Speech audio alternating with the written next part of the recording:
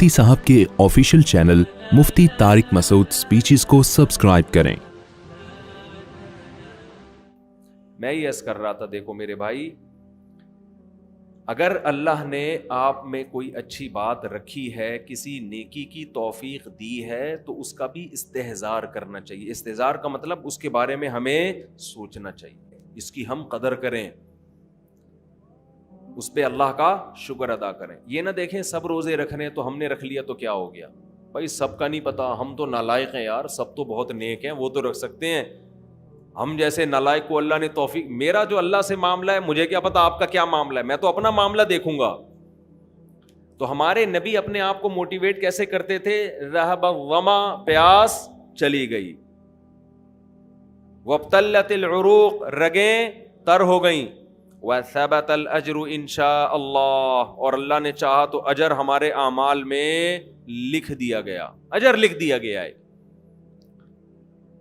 تو اس سے انسان کو اگلے دن دوبارہ روزہ رکھنے کا حوصلہ ملتا ہے۔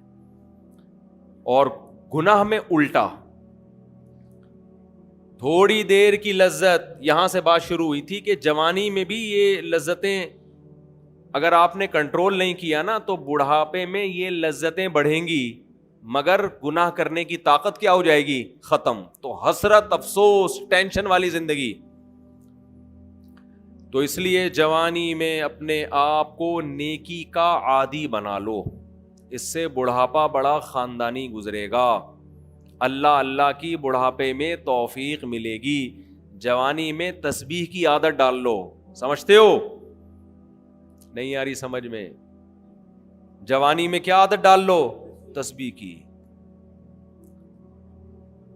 نبی صلی اللہ علیہ وسلم نے فرمایا، صحیح بخاری کی آخری حدیث، کلیمتانی خفیفتانی علی اللسانی ثقیلتانی فی المیزان حبیبتانی الی الرحمن سبحان اللہ وبحمدہ سبحان اللہ العظیم۔ دو کلمات زبان پہ بہت ہلکے، ترازو میں بہت بھاری، اور رحمان کو بہت محبوب۔ ایک سبحان اللہ وبحمدہ، دوسرا سبحان اللہ العظیم۔ یہ آپ نے اگر جوانی میں اپنے آپ کو ذکر کا عادی بنا دیا، بڑھاپا بڑا اچھا گزرے گا۔ ہماری مسجد میں ایک بزرگ ہیں، پابندی سے تراویح پڑھتے ہیں۔ آج فجر میں پتہ چلا کہ روزانہ 20 پارے تلاوت کا معمول ہے۔ میرا خیال ہے 70 سال عمر تو ہوگی، 70 سال میں روزانہ کتنے پارے پڑھ رہے ہیں؟ 20۔ کیا یہ عادت انہوں نے بڑھاپے میں ڈالی ہے؟ بڑھاپے میں اتنی ہمت نہیں ہوتی، یہ عادت کب سے پڑی ہوئی ہوتی ہے؟ جوانی میں روز 20 نہیں پڑھتے ہوں گے، 2 پڑھتے ہوں گے، 3 پڑھتے ہوں گے، لیکن جیسے جیسے عمر بڑھ رہی ہے وہ تعداد کم ہونے کے بجائے، بولو، وہ شوق بڑھتا چلا جا رہا ہے۔ عین ممکن ہے کچھ دنوں کے بعد یا چند سالوں کے بعد صحت اجازت نہ دے، عین ممکن ہے، لیکن شوق تلاوت کا کم ہونے کے بجائے بڑھے گا، اور اللہ اجر کس پہ لکھے گا؟ شوق پہ۔ حدیث میں آتا ہے کسی کا کوئی معمول تھا، صحت خراب ہونے کی وجہ سے معمول چھوٹ گیا تو اللہ اس کے اعمال میں وہ نیکی لکھتے رہتے ہیں۔ جیسے کسی نے ہمیشہ رمضان میں روزے رکھے ہوں، بڑھاپا آ گیا، شوگر، بیماریوں کی وجہ سے روزہ نہیں رکھ پا رہا، تو اب یہ تھوڑی کہ اللہ اس کا اجر ضائع کریں گے، اللہ کہیں گے تو نے ہمیشہ رکھے ہیں، اب مجبور ہے تو میں تیرے اعمال میں روزے لکھتا چلا جاؤں گا میں۔ تو آج آپ نے اپنے آپ کو، میرے بھائی، اللہ کا تھوڑا تھوڑا اللہ کا ذکر کی عادت ڈالو۔ میں نہیں کہہ رہا آپ سے زیادہ نہیں ہوتا تو وحشت نہ تھوڑا کر لو، آج تھوڑا کرو گے، کل اس تھوڑے میں ایسی لذت ہوگی کہ اللہ اس مقدار کو بڑھا دے گا۔ حدیث میں آتا ہے سبحان اللہ والحمد للہ ولا الہ الا اللہ واللہ اکبر، یہ کلمات احب الی اللہ مما طلعت الشمس، او کما قال صلی اللہ علیہ وسلم۔ سورج جن چیزوں پہ طلوع ہوتا ہے، ظاہر ہے سورج تو پوری دنیا پہ طلوع ہوتا ہے، ان تمام چیزوں میں اللہ کو سب سے زیادہ محبوب یہ کلمات ہیں۔ اور دیکھو اس میں اللہ کا کوئی فائدہ نہیں ہے، اللہ کی آپ حمد و ثنا کریں، اللہ کا کوئی فائدہ نہیں ہے۔ اللہ یہ چاہتے ہیں میرے بندے اپنی زبان سے میرا نام لیا کریں. اللہ کو اس بات کی خوشی ہوتی ہے. ہمارے حضرت ایک شعر پڑھا کرتے تھے, یہ جو اہل اللہ ہوتے ہیں نا, ان کو ذکر کی بڑی عادت پڑ جاتی ہے. بار بار اللہ کا نام لیتے لیتے نا, شروع میں تو انسان کو عادت نہیں ہوتی, جب نام لیتا ہے بار بار ذکر, تو پھر اس کا ٹائم اللہ کے ذکر کے بغیر پاس نہیں ہوتا. پھر اس کو ایک کمی محسوس ہوتی ہے. کسی کو چائے کی عادت پڑ جائے, چرس کی عادت پڑ جائے, سگریٹ کی عادت پڑ جائے, نہیں ملے تو تڑپتا ہے نا. تو جس کو ذکر کی عادت پڑتی ہے نا, اس کو جب ذکر کا ٹائم نہ ملے تو اس کا دل پریشان ہوتا ہے, اس کو اللہ کے نام میں ایک چسکا آنے لگتا ہے. لیکن یہ پہلے دن نہیں ہوگا, عادت ڈالنی پڑے گی. تو روز آنا اس کا معمول بنا لیں, 100 دفعہ صبح 100 دفعہ شام تسبیح کا معمول بنا لیں.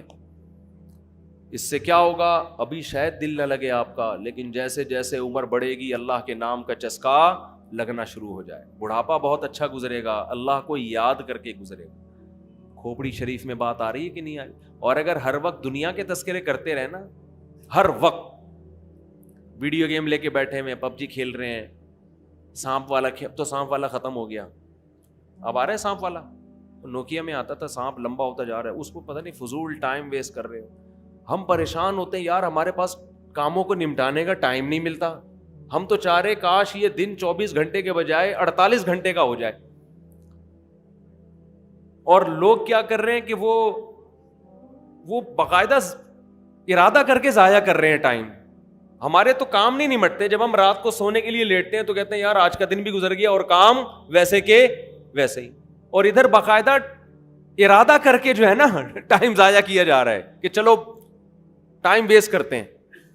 ایسی چیز میں ٹائم گزر جائے نا جو ذہنی تفریح کا ذریعہ بنے تو بھی ٹھیک ہے. گپ شپ لگا لو دوستوں کے ساتھ بیٹھ کر. یہ کیا ہے یار, دماغ کو خامخواہ کا تھکا رہے ہو بیٹھ کے. تو اگر پب جی کھیلنے کی عادت ڈال لی تو جاؤ گوروں کا بڑھاپا دیکھو. اولڈ ہاؤس میں بڑھاپے میں اسنوکر کھیلتے ہیں, کیرم بورڈ کھیلتے ہیں, لڈو کا نہیں مجھے پتا, یہ چیزیں کھیل رہے ہوتے ہیں بڑھاپے میں. اور ہمارا بوڑھا بڑھاپے میں ایک دن میں 20 پارے ختم کر رہا ہے. سمجھتے ہو کہ نہیں؟ وہ نماز میں دل بہلا رہا ہے, وہ تہجد میں اس کا ٹائم گزر رہا ہے. کوئی ویڈیو نہ بنائے, لکھا ہوا ہے نا. تو یہ کیسی عجیب بات ہے. آپ جائیں وہاں, ایک صاحب نے مجھے کہا کہ میں نے یورپ میں بڈھی عورتوں کو دیکھا, بڈھی عورتیں 5-6 بڈھی عورتیں بیٹھی ہوئی اور جوا کھیل رہی ہیں, تاش کھیل رہی ہیں. کہہ رہے مجھے یاد آیا یار ایک ہماری بوڑھی ہیں, ہماری بوڑھی عورتیں مصلے پہ بیٹھی ہوتی ہیں, اللہ اللہ کر رہی ہوتی ہیں, آخری وقت اللہ کا نام لے کے گزار رہی ہوتی ہیں. اور ایک ہی بڑھیاں ہیں اور کیا کھیل رہی ہیں, تاش کے پتے. اچھا لگتے ہیں بڑھاپے میں یہ. ہمارے بوڑھے کو دیکھو, آدمی کا دل چاہتا ہے اس سے دعا کروائے کہ بابا جی میرے بھی سر پہ ہاتھ رکھ لو. جو تاش کھیل رہی ہو بیٹھ کے, اس بڈھی سے دل چاہے گا؟ اسے تو آدمی نصیحت کرے گا کچھ اور کر لے. تھوڑے دنوں میں اتنا راشا آئے گا نا ہاتھوں میں تھوڑے دنوں میں کہ ایک پتے کے بجائے 2 گر رہے ہوں گے, 2 پتے ایک ساتھ گر رہے ہوں گے. تو اس لیے کارآمد بنا لو, کچھ تھوڑا بہت اللہ کا نام لے لیا کرو. تمام دوائیں بچوں کی پہنچ سے دور رکھو.